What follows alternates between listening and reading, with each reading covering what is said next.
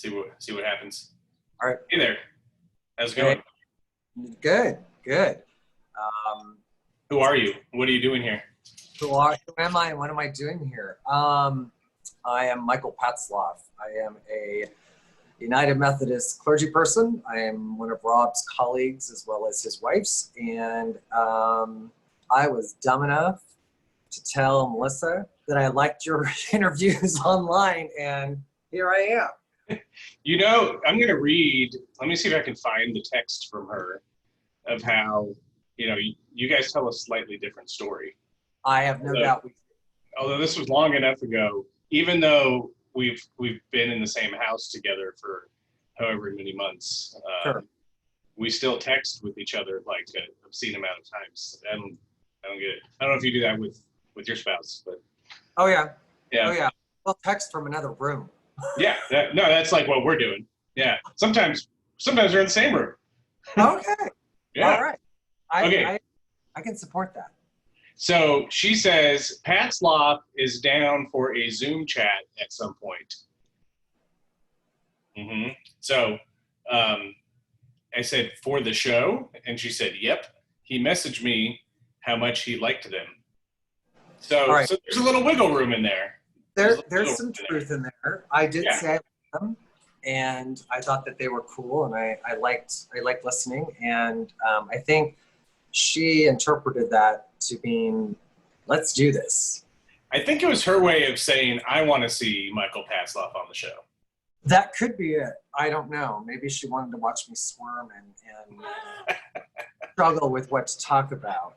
As we all know, pastors usually don't have a problem to find words. No, we've been doing pretty good, and I gotta stop getting all these pastors on the show, but it's kind of all I know, or pastors. That's probably good because people probably want to hear from other people besides. Yeah. Yeah. Really, what it says is I need like other friends. That's kind of my problem. It's why we can't leave. I can't leave. It's true. Everywhere I've lived, most of my friends have been, they've been church people or somehow associated with church. And even here, since moving to Phoenix, been here 2 years, and it's been really hard to connect with people who are not church folk. Yeah.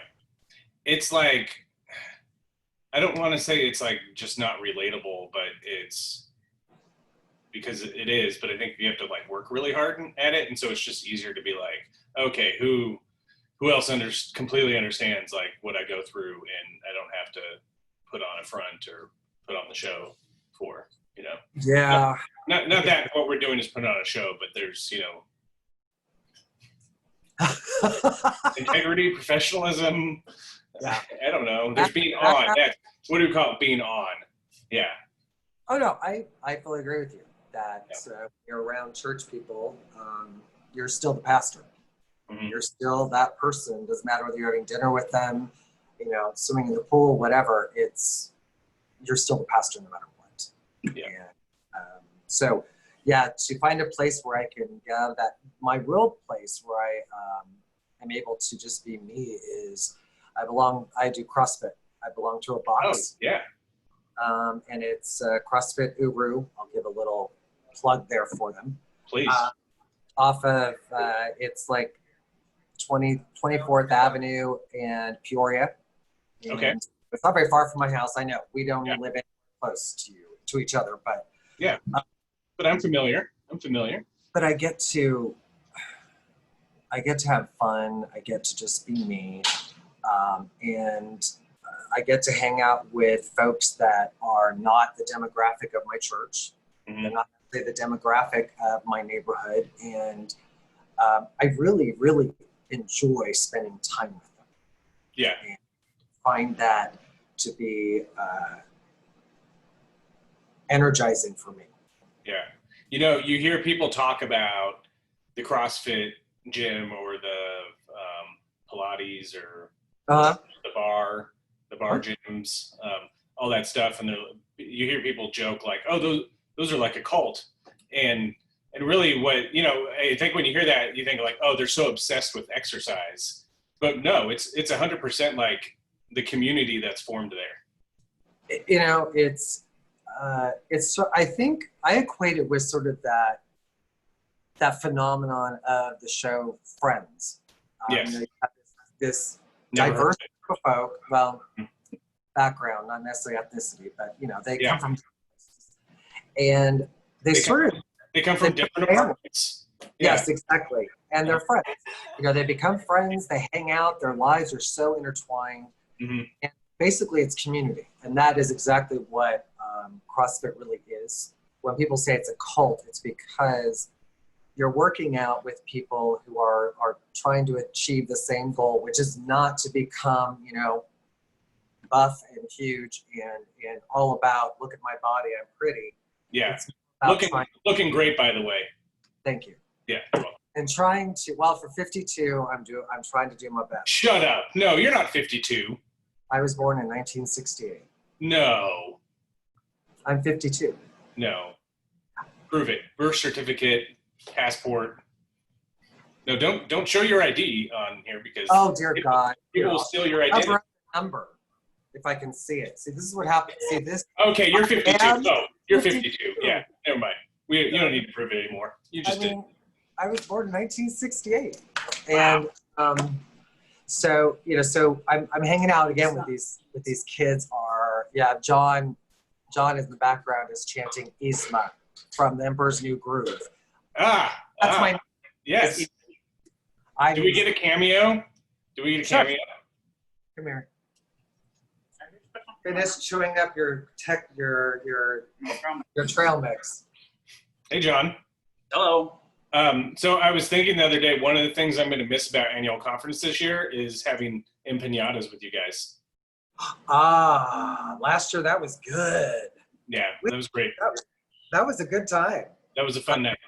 And you say empanadas what we really mean, and I'll say it for myself. I won't say it for you, but some margaritas are always a good thing. Yeah, hello. You got to wash the empanadas down with something. Oh yeah. Yeah. Thanks, sweetie. Yeah. That was all. That's all you needed. He is 52. I mean, he can stay as long as he wants, but I don't think he wants you, John. No, I gotta call. He has to go back to work. Oh. Boo. Yeah, I have to make money so he can spend it. Pretty much how it works. But get closer so he can tell that you're 52. No, I don't want to. No. No way. He's 10 years younger than I am. Oh, okay. So he's like my age. Yes. Yeah. Yes. So yeah. he likes to point that out a lot. So yeah. But the box is really, it's about relationship. It's very much the same way that a lot of people are in any group they belong to, church, civic organizations, things like that. It's just a camaraderie and a connection. Yeah. Connection. And, I've worn, for CrossFit, I've worn the resisting evil and oppression in whatever forms they present themselves, sort of our about shirts, yeah. methods I'm doing. And it's a great conversation starter. Oh, for sure. It works really well. So I have found it to be very affirming for me. Yeah. Awesome. Yeah. I was part of I guess it was a gym. I did boxing. Yeah. Before we left Phoenix, and it was out of a guy's. I pressed something on the keyboard. Sorry. Don't worry, we're still going. Okay. Oh no, wait. I think I muted. Did I mute you? No. Great. Not that I can tell. We've ruined the talk.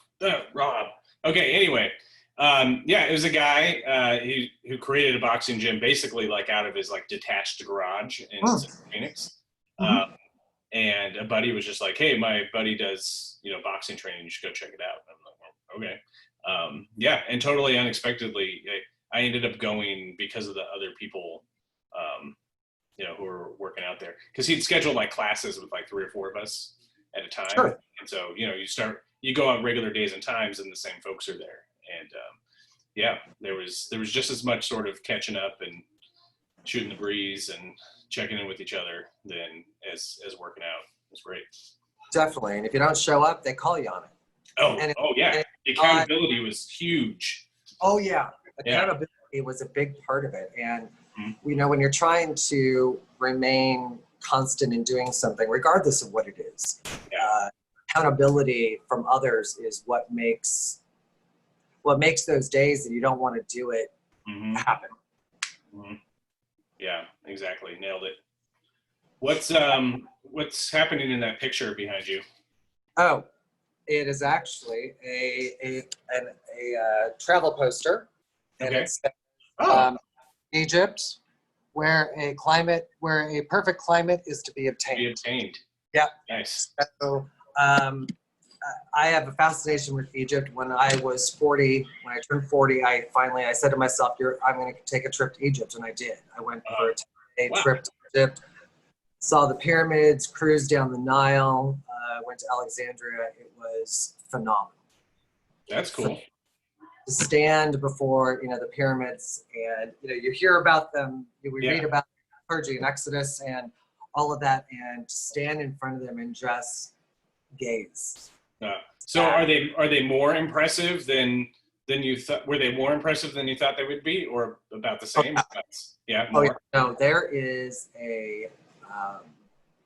especially when you walk up to it and you realize how big the blocks are. Okay. They're taller than I am, and it's hard to describe. It really is. Yeah. They're huge, and there is this awe of what when you look and see what was built, and at the same time you have to stop and say, on the backs of other human beings. Right. Yeah. That's where the awe kind of gets crushed. Right. Oh, look what we're able to build. Oh, look what someone had to build. Look at all this oppression. There's a duality.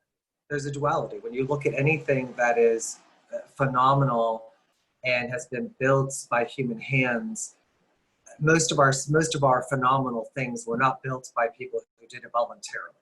Right. Wow. So looking at the beauty of Egypt and the large temples and all of that, you realize that there was so much labor that was done by the poor, the lowly, the oppressed, and that's who was given responsibility to do it. And it wasn't my choice. If you want to add, the Israelites who were enslaved in Egypt according to an Exodus account. So there were moments of awe, and then there were moments of reflection on where they came from. Yeah. It was the same way in Turkey, in Istanbul, seeing the Blue Mosque and the Hagia Sophia. I mean, same thing. You saw these big, beautiful places and realized the time and effort and probably, the blood, sweat, and tears by the lower classes who made that happen. Yeah, literally. Yeah. Yeah, literally. Yes. Yes. Where have you traveled? Where have I traveled? I travel a lot around the country. The U.S., most of the major cities, and it's been a good time in a lot of them. And internationally, my first international trip was Israel and Palestine. That was in seminary. That was incredible. Yes. For many of the same reasons. Sure. And, we went with, I don't know if you know Sandy Oline. She's a pastor in California. At the time, she was like our missionary to Palestine. Okay. So she curated the trip. So it was yes, the tourist stops. Let's do all the Bible stuff, but mixed in with the and let's go meet with some resistance movements over here, but also some of these groups over here who have a different viewpoint or different politics and whatever, and really got a deep dive in the 2 weeks I was there. And a lot of oh my God, this is amazing, this is beautiful, but also, oh my God, injustice and oppression, and way more I asked you, were the pyramids more impressive, less impressive, the same, or whatever. I went over having an idea of I know what this whole situation is about. Mm-hmm. I've read the books and whatever, no, after 24 hours, it was just like, I know nothing. This is more complicated than anybody like could ever try to explain. Yeah. And then the other place, been internationally, was Guatemala. Oh yeah, Group of love students there. Yeah. Guatemala is beautiful. Spent time Incredible. in Antigua on a mission. Spent time there. Helped build a multi-purpose room for an indigenous village north of Antigua, and Cool. and it was amazing. It was just phenomenal. And what I found fascinating was this village. When we think of Latinx communities and culture, we usually think of the machismo, macho man, head of household, me Tarzan, you Jane type of mentality. And in this village, the women were the leaders. Nice. It was amazing. Yeah. And the men followed the lead of the matriarchs of the village, and it was really amazing. Sounds like my house. It is your, and we all know it. Yeah. Right. Oh, it's not a secret. Yeah. No, it's not. You know what? We love Melissa and we love you, and we're so happy that works out for you. Coming up on 17 years. So. Really? Yeah. Wow. Yeah. Now, how old is your oldest child? He just turned 12. Mm-hmm. You had a little fun before you had kids. A little bit. Yeah. A little bit. Because we got married, well, we were engaged for like a year and a half. Okay. But we got married in 2003 when we were in seminary, like after our first year at Claremont. All right. Yeah. So yeah, we needed those few years, I think, to work through the ordination process, getting settled into appointments and stuff like that. And then I think, it was like, once we felt like, oh, okay, this is our life now here in Arizona, then it was like, oh, baby time. Sure. Yeah. Sure. I mean, you don't want to be the grandpa at the graduation where they look at you, where they think you're the grandparent. You don't want to be my brother-in-law. No. And when it was the same way when John and I were we were looking at adopting through the foster care system. You could set up ages of who you're willing to adopt, and I was like, the minimum is 11, because I am not going to be grandpa at graduation. Right now we have a 22-year-old and a 17-year-old, and so I can still pull off the father thing with my 17-year-old eventually. Yeah. So I think that, and I think that is more and more people are having those conversations about how do we balance career, trying to be successable at that, and having children. Yeah. When is the right time for that? Or is there a right time? Because I have friends that have made a conscious choice not to have children. Just because they're, not in our scheme of life, and that's okay. Yeah, and that's totally okay. Yeah, that's great. You mentioned earlier, we talked earlier how you're a big fan of the show. Who's been your favorite guest so far, and why?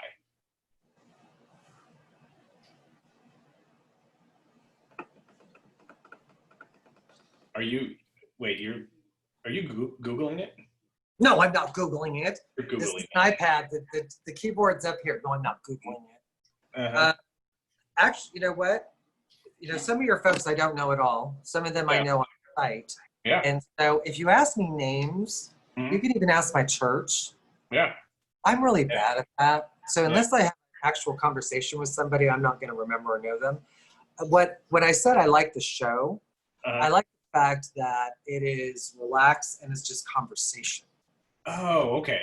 It wasn't that I liked a specific interview or a specific person, because I don't want to insult anybody you've interviewed by saying that their interview was crap and I didn't like it. You won't. I don't think anybody would mind being insulted by you. Like, I think it's kind of a badge of honor. But then I opened myself up to be criticized later on by someone else. Right. So you can dish the criticism, but you can't take it. Yes. Hey, I told you, this is about being real. I know. And I'm trying to prevent myself being opened up to the fact that a future person, a future interviewee could be, could call me out on the carpet, and I'd rather Right. not go there. Right. But I think most of your friends win already. So I know. yeah. What was the best about the Khalif interview was I just kept getting him to crack, like to just be snarky or do something. Oh, well.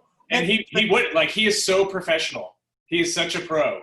Yeah. I was like, yeah, don't you hate those high school kids who like talk smack to you as the pastor? And he's like, those kids are the ones that need Jesus the most. And I'm like, oh, come on, man.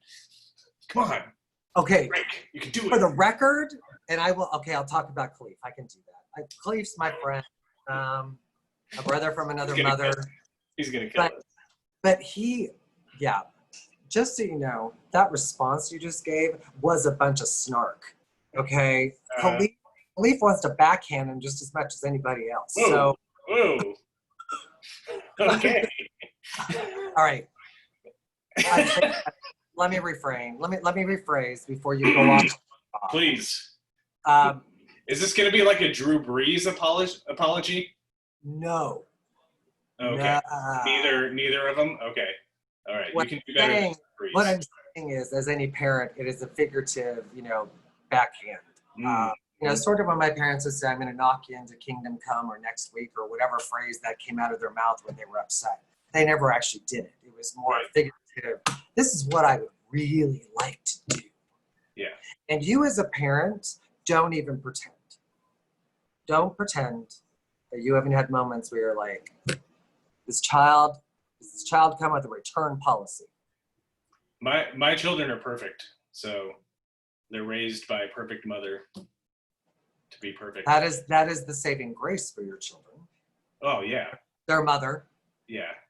It's the only way. They do excellent in school, and that did not. That is true. Melissa is constantly posting stuff about. I believe it's your youngest that's on most, right? Probably. He's kind of an attention dude. Yeah. He needs the attention, but yeah, the artwork he does and all the stuff that he's able to produce and be creative about is really quite amazing. Yeah. He's cool kid. He is, and definitely the extrovert. Is very extroverted and likes to be. Yeah. I'm here.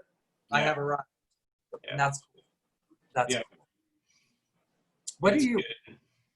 What are your plans for your family this summer? I mean, that's a tough one because especially since the heat really rolled in. Like right now, I'm just sitting here. I'm thinking about what a great conversation I'm having, but I'm also thinking about like how stupid hot I am. What people don't realize, even when you're cranking the air conditioning in Arizona in the summertime, if you're not out and about, moving around, if you're just like stuck at home day after day after day, and you can't go outside at any point in the morning, at night, 2 a.m. or whatever, and get like, oh, such a relief. I love this cool breeze. We're officially in that period in Arizona where that ain't happening. Oh yeah. You walk outside at 2 a.m. and you're like, oh, what's this hair dryer blowing on me? Exactly. This is crazy. Yeah. My ceiling fans are going full blast on the back patio, and it just feels like, yes. Yeah. It's like keep the bugs away. Yeah. The only saving grace outside is a pool. I mean, we do have that. And we do too. It's in other places in the country, it's seen as a luxury. Here, it's almost a necessity. I think so. You have children. I mean, you can only entertain them inside so long. Yeah. Before you're like, oh no, okay, we're gonna go sit out in the pool, and I'll get on my floaty, and here's your whatever, and I'm gonna be over here. And it's the only way to survive. It's the only way to survive. I agree, and we've been in ours. Well, the kids have been in the pool since like April when it was like 68 degrees. Mom and Dad have been in the hot tub since then, but now the pool water is acceptable for all humans. Yeah. Sure. Yeah. So with all that in mind, it's like, we got to do something, but it's like, what are we going to do? Just go. I was thinking like, we get an Airbnb just somewhere else, anywhere else, and just go live at somebody else's house for 2 weeks. I don't know. If you went up to Flagstaff or someplace like that, at least it's cool. That's true. And you can hike still. You can still enjoy being outside. Yeah. I remember when I was younger, grew up in California in the desert, in Imperial Valley. So it's that's right. Remind me where that is. The Imperial Valley. If you're driving between Phoenix and San Diego. Oh, in Imperial Valley. The Imperial Valley. Yes. Oh yeah. So Indio and Coachella and way south of that. We are literally the Imperial Valley borders Mexico. So I grew up 15 miles from the border. Okay. So what town did you grow up in? I grew up in a town called Hopeville. Oh. Yeah. It's a town of 5,000 people. Yeah. And it's like 100, it's like literally 130 degrees in summer. Right? The hottest I remember ever seeing or remembering is it was 125. Yeah. And that was like real temperature. Mm-hmm. I think it was so dry though that I think the real feel was 123. Not that that is really going to matter at that temperature, but you get my drift. Mm-hmm. And so, what were we talking about? I got off topic. I don't know. Just keep going. Okay. Hopeville, 125 degrees. Oh yeah, growing up in the desert, and I now know where we're going.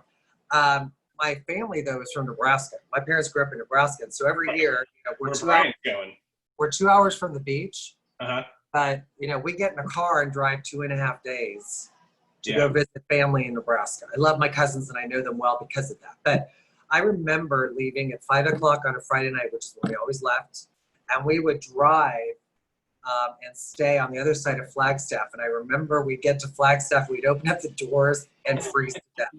It was like, ooh, where's the plane? Yeah. But I remember that cool air and thinking, oh, why don't we live here? Mm-hmm. And it was just that refreshing, I'm not baking the minute I open the door. It doesn't feel like an oven. Because, people joke, but it is. It feels like you're opening the door to your oven. And you're waiting for your eyebrows and your eyelashes to singe and smell burnt hair because it's just so hot. Yeah. It's crazy. I went through Blythe one time. I mean, I was in Phoenix the last couple times. It hit 120, 121, which was, nuts. We had annual conference one year during that. When it hit a record. Yeah. I don't know if you were here yet. I was not. Right before you. It might have, because I've only been to the last 6. Oh, okay. That might have been. And when we were at the Renaissance, but yeah, it's fascinating to tell people when you say, well, the airport closed. Yeah. and they're like, huh? Where's the ice? Where's the snow? Where's the high winds or whatever? I'm like, it's over 115 degrees on the runway. Yeah. And the air is moving, and it does cause instability in the plane. So, but yeah, it's fascinating to watch people's reaction to that reality because they think.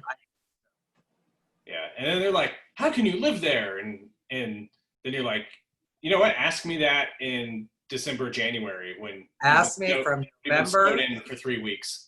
Yeah. November to April, it is lovely. Yeah. And beautiful. I can open up the doors. I can get away with jeans and just a sweatshirt, and I can hike whenever I want. Yeah. It's beautiful. It's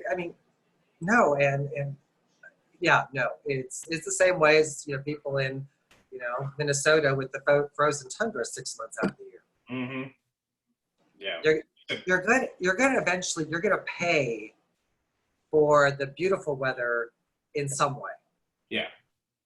You're just unless you're living in San Diego, it's like, San Diego, as long as you're near the beach, the further inland you go, the hotter it gets. And you can, you can get inland and it's still like 100 degrees, but along the beach, if you live there, you live in paradise.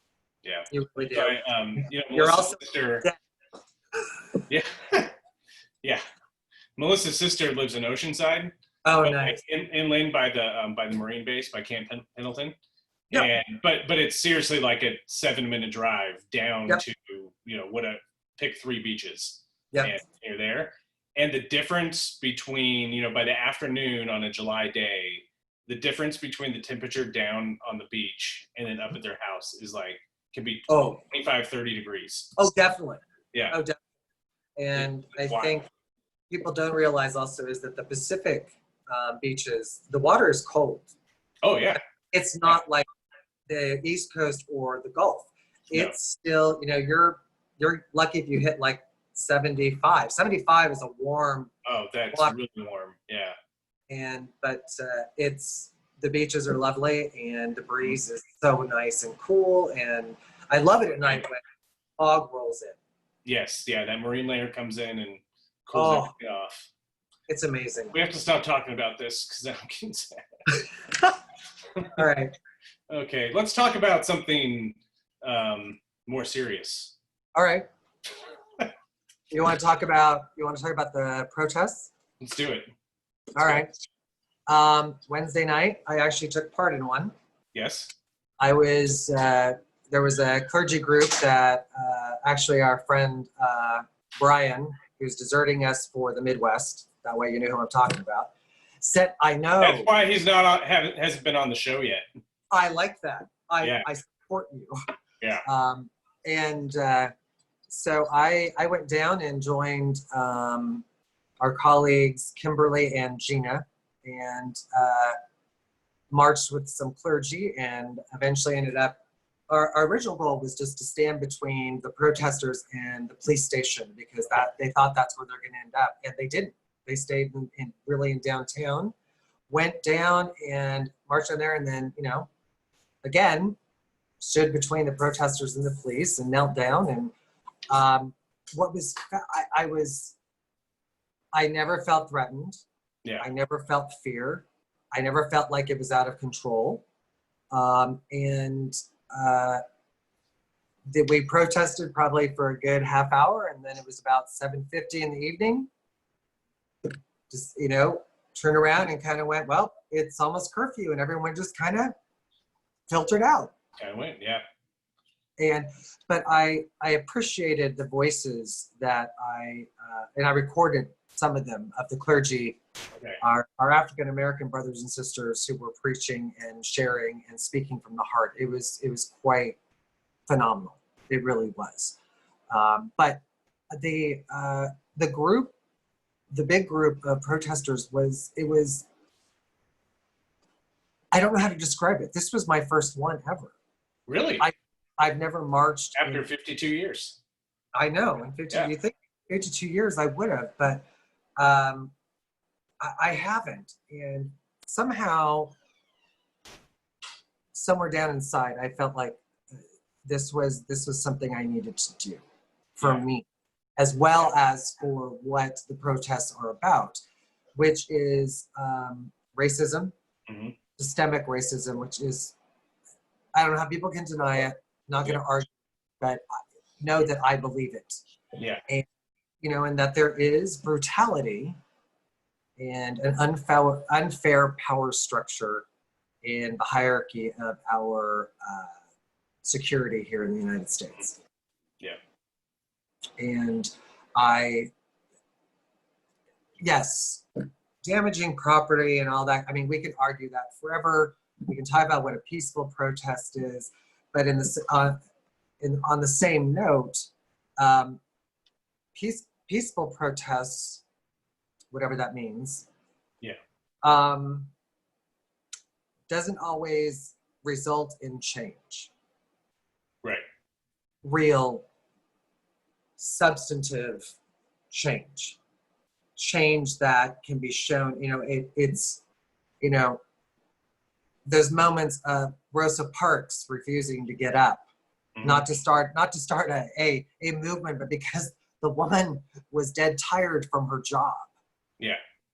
Martin Luther King's protests and marches, the bus boycotts, all of those things.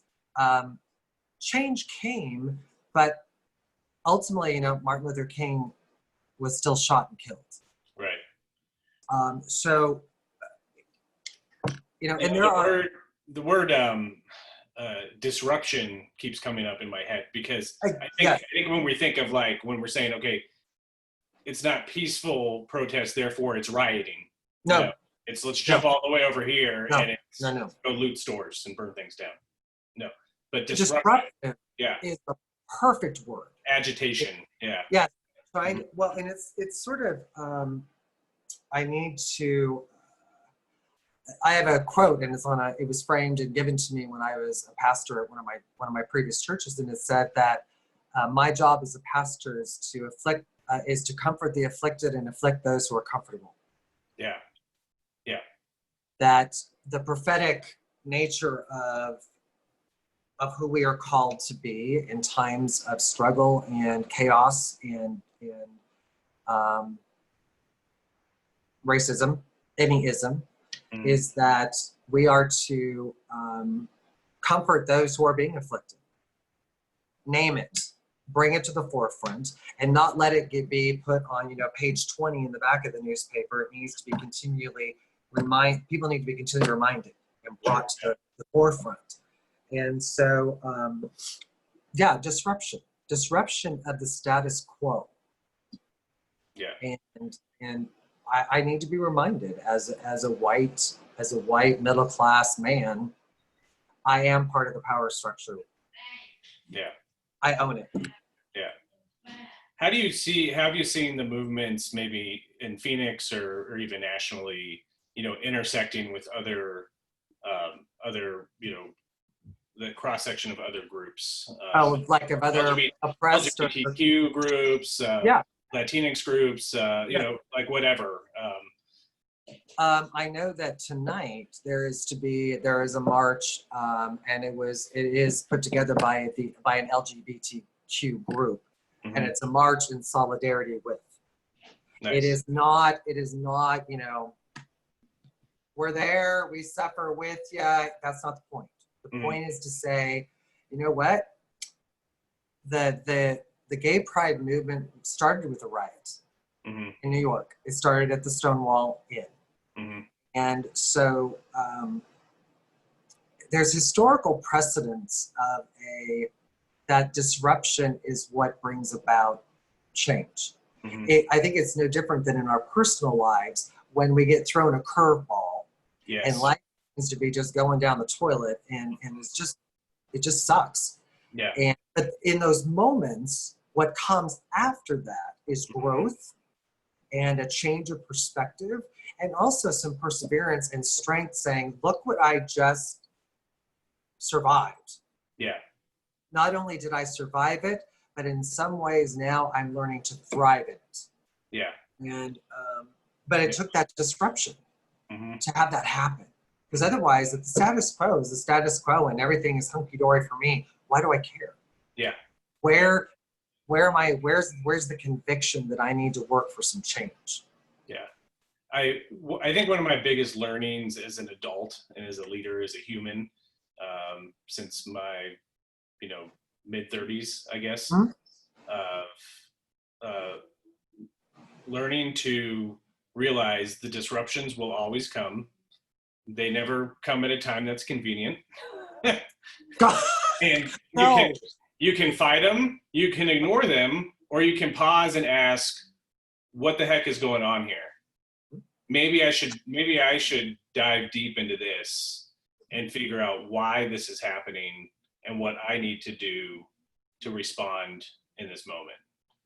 And I think you named it exactly that. And that can be from, any kind of personal struggle you're having, or that happens as a society. It's this, what we're going through as a country right now, it ain't going to end. It's not over on Monday, like, hey, congratulations everyone. We had disruption week. Like, moving on. The best boycotts were, they were long-term. They were really long-term. It wasn't like, well, we're going to boycott the buses for a week because then we're going to get tired and then I want to get on the bus and I don't care if I have to sit in the back. I need a ride home. It was a long-term, it was a process. And disruption is a process. Mhm. It can't just be a one fly in the pan moment. Spark in the pan, poof, okay, we're going to move on now. And no, and ignoring it, like you gave it the options. Ignoring it, look where it's gotten us. Yeah. Look where it gets. Yeah. Nothing happens. Nothing. As much as things change, there is the cliche of, as much as things have changed, in many ways they stay the same. Yeah. And I think that a disruption that is continual, not the rioting, but a constant reminder, putting it up in front of us saying, this is a problem. No, this continues to be a problem. No, this is still a problem, is necessary. Yeah. And like you said earlier, we come out better if we're willing to struggle with it, to dive into it, to shut up, to listen, to change. We come out so much better, like not just as a society, but like as a person. It's like, okay, fight it, and the change doesn't happen, and you know what? You're still going to be miserable after this. So, yeah. So do some hard work. Do some hard work. It's going to be painful, but at the end, you're going to be way better than you were before. Yeah. And what is helpful in that is when folks who know us and folks who have experienced something similar to what we're going through, it's helpful, communally, for people to come up alongside and journey with us in those times that are really hard. Yeah. To have the corporate memory of those who have struggled before, to share their stories and glean from their knowledge and their experience, and reminding ourselves that, okay, this is the first time we've done this. It's not going to be the same as it was before the struggle, but the struggle is still for the same outcome that was desired before. And we're not, sort of that, we're not there yet. Yes. We're just not there yet. That doesn't mean we stop. Yeah. That doesn't mean that we retreat. It doesn't mean that we give up. Yeah. It just means that we're not there yet. Mm-hmm. Hope is still in that. Hope is still in that, because there's people who are willing to still stand up and say, this is not right. Mm-hmm. This is not acceptable. Yeah. And we still have a chance. Like we always have the opportunity to create change. Like exactly. Yeah. It's never too late. No. And once you say it's too late, then you've done what one of those options is, to give up. Yeah. Which means that we're going to stay mired in the muck and in the swamp, and we're never going to get out of it. Yeah. We're going to have to struggle to get ourselves out of this moment of difficulty, struggle, ugliness. Mm-hmm. Sometimes it's just plain ugliness. Yeah. So I think you've already asked me a couple questions, and that was a great sermon, by the way. I'm sorry. Really well done. It's what clergy do. I know. Rob, it's welcome. Welcome. Yeah. See, I haven't brought my coffee cup. I saw that, so you're ready. I'm not going to drink this because what's left in there has been in there for hours. Oh, no. It's been sitting right here the whole time. I have no doubt. Yeah. I have. So you already asked me a couple questions, so you can ask a short. We're in the Ask Me Anything part of the show, so you can ask me a short question. A short question. Yeah. What is the food you love the most, and what is the food you hate the most? That's not short. We can go into that forever. Food I love the most. Tacos. 100% tacos. Like Taco Tuesday. We're having, they're not the best, but they're really darn good. I don't know if you have them up at your Costco, but the street taco kits they sell, that you just kind of heat up the chicken, and they have like what tastes like local homemade corn tortillas. Does it? Yeah. It's really good. It is not like a lot of the taco shops I love going to here in Arizona. Yeah. It's not those. Like, don't confuse it. But you know what? For like this is a meal we don't really have to cook. Yeah. And it's dang tasty. Yeah. But take me to a taco shop and just load me up with all the tacos. Sure. So, yeah. I don't know that there's a food I hate. I've never gotten into sushi. I know my 12-year-old can house all kinds of sushi and weird sushi. Like, he's like, sure. What does this have on it? Well, that has eel and whatever. He's like, cool, do it. Let's get it. Let's go. And then, so good for him. Good. Yeah. For him. I think that's great. Yeah. So, but is there food that you aren't like, you really just like I won't even eat it to be polite? Yes, that's it.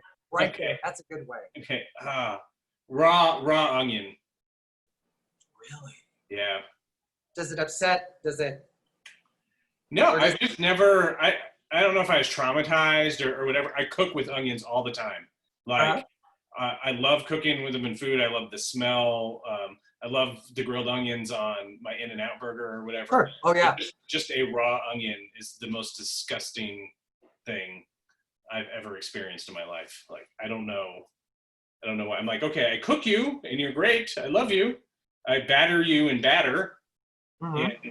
And fry you in the oil and dip you in things and you're delicious. But just a raw plain onion. Ugh. Okay. Pass. Fair. Yeah. Fair enough. My parents still give me crap about it. Sure. Yeah. Sure. Because as a kid, like, I would like freak out if I saw raw onion touch something. I was like, can't eat that. Raw onion touched it. Yeah. So raw onions on a hamburger would just okay. Not happening. Right. You take it off, and if the flavor's on there, fine. Oh, okay. Yeah, but if it's on there, and you're like, Rob, you have to eat the hamburger, and you cannot take that onion off, I'm like, I'll go hungry. I'll do it every time. Yeah, I'll act like a 6-year-old. Is that the only time you act like a 6-year-old? That's for we don't have time today on the show. Don't have time to. The producers are telling us to wrap it up. Sorry. Just. Okay. So, bring us a word of hope, Michael Patzloff.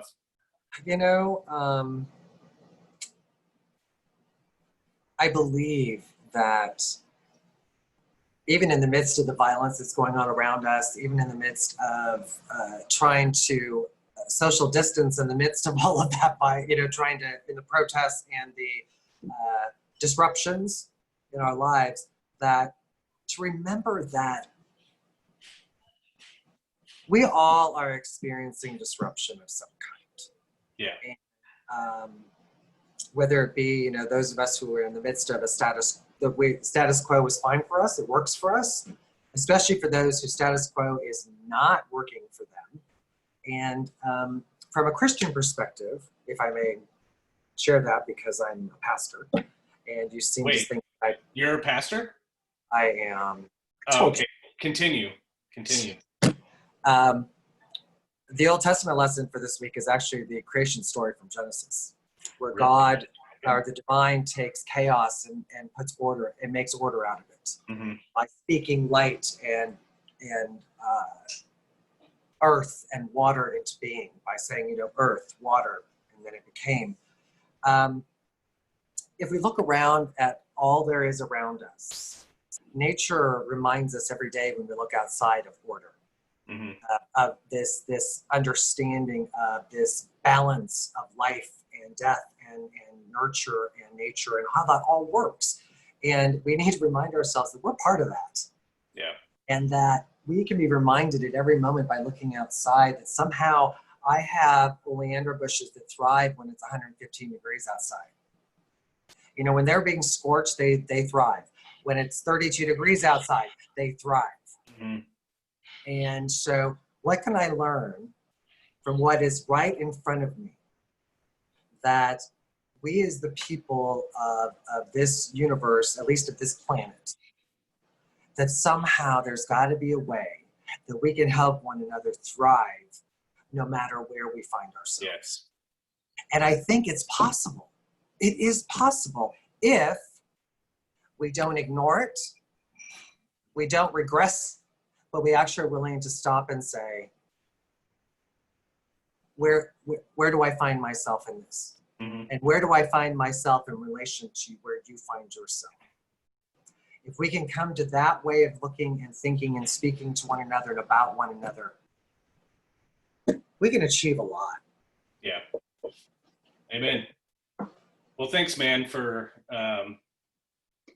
telling my wife you needed attention.